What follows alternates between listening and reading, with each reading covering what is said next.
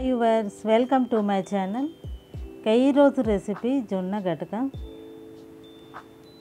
ఇలా జొన్న గటక చేసుకొని తినడం అలవాటు చేసుకోండి, హెల్త్కి చాలా మంచిది. జొన్న గటక చేయడం కూడా ఈజీగా చేసుకోవచ్చు.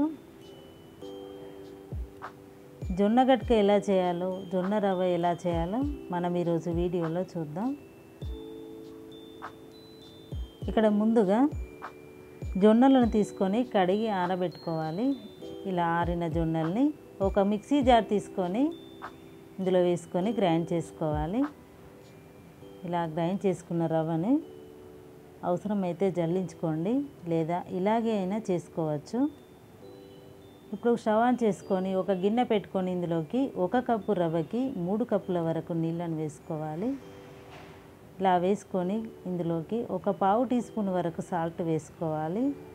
ఇలా నీళ్లు మరుగుతున్నప్పుడు ఈ రవ్వ అనేది ఉండలు కట్టకుండా ఇలా వేస్తూ కలుపుతూ ఉండాలి. ఇలా కలుపుతున్నప్పుడు ఉండలు అనేది కట్టకుండా ఉంటుంది. ఇలా కలుపుకొని ఇప్పుడు మూత పెట్టుకొని స్టవ్ సిమ్లో పెట్టుకొని ఒక 4-5 నిమిషాల పాటు ఉడికించుకోవాలి. ఇప్పుడు ఒక 4-5 నిమిషాల తర్వాత ఇక్కడ రవ్వ అనేది బాగా ఉడికింది.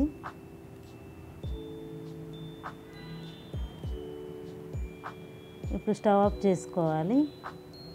అంతే, టేస్టీగా ఉండే జొన్న గటక రెడీ అయిపోయింది.